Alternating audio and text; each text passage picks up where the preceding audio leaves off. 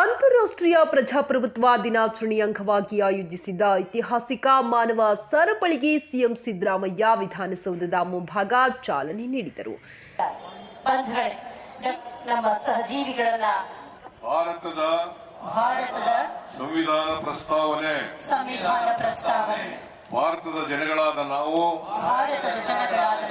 ಭಾರತವನ್ನು ಒಂದು ಸಾರ್ವಭೌಮ ಸಮಾಜವಾದಿ ಸರ್ವಧರ್ಮ ಸಮಭಾವದ ಪ್ರಜಾಸತ್ತಾತ್ಮಕ ಗಣರಾಜ್ಯವಾಗಿ ರಚಿಸಲು ಮತ್ತು ಅದರ ಸಮಸ್ತ ನಾಗರಿಕರಿಗೆ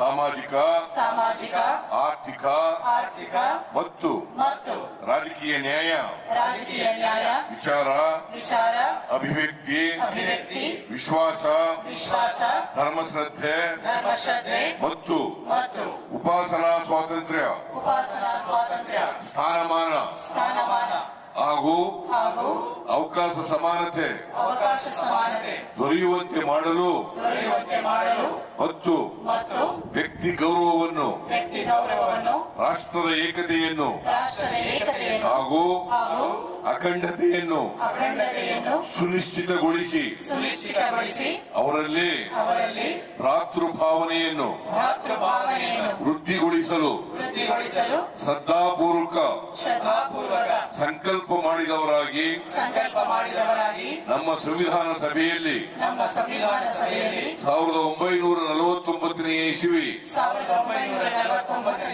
ನವೆಂಬರ್ ತಿಂಗಳ 26ನೇ ತಾರೀಖಾದ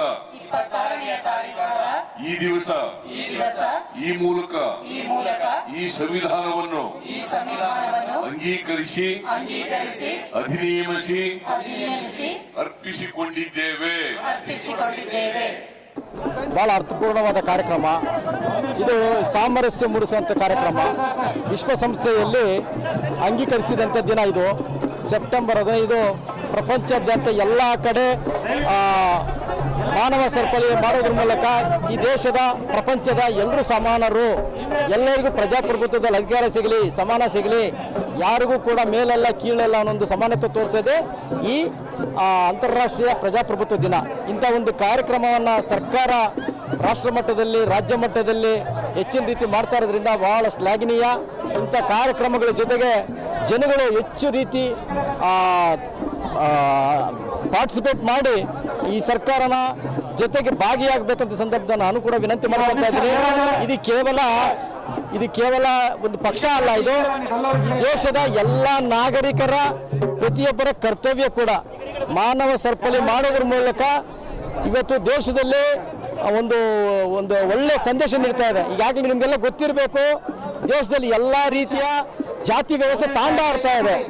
ಮುಸ್ಲಿಮರು ಕಂಡ್ರೆ ಹಿಂದೂಗಳಿಗಾಗಲ್ಲ, ಹಿಂದೂ ಕಂಡ್ರೆ ಕ್ರಿಶ್ಚಿಯನ್ಗಾಗಲ್ಲ, SC ST ಕಂಡ್ರೆ ಬೇರೆ ಜಾತಿಗಳಿಗೆ ಗೌಡರು ಕುರುಬಂತೆ ಈ ರೀತಿ ಆಗೋ ಸಂದರ್ಭಗಳಲ್ಲಿ ನಾವೆಲ್ಲರೂ ಒಂದೇ, ನಾವೆಲ್ಲರೂ ವಿಶ್ವಕ್ಕೆ ಒಂದೇ, ಮನುಷ್ಯ ಜಾತಿ ಒಂದೇ ಅನ್ನೋದನ್ನು ತೋರಿಸೋದಕ್ಕೆ ಇದೊಂದು ಒಳ್ಳೆ ಅವಕಾಶ. ಇಂಥ ಒಂದು ಅವಕಾಶ ಕರ್ನಾಟಕ ಸರ್ಕಾರ ಏರ್ಪಡಿಸಿರೋದಕ್ಕೆ ಅವರಿಗೆ, ಮಾನ್ಯ ಮುಖ್ಯಮಂತ್ರಿಗೆ ಮತ್ತು ಸಮಾಜ ಕಲ್ಯಾಣ ಇಲಾಖೆಯವರಿಗೆ ಮತ್ತು ಎಲ್ಲ ಅಧಿಕಾರಿ ವರ್ಗದವರಿಗೆ ನಾನು ಈ ಸಂದರ್ಭದಲ್ಲಿ ಅಭಿನಂದನೆಗಳನ್ನು ತಿಳಿಸ್ತಾ ಇದ್ದೀನಿ.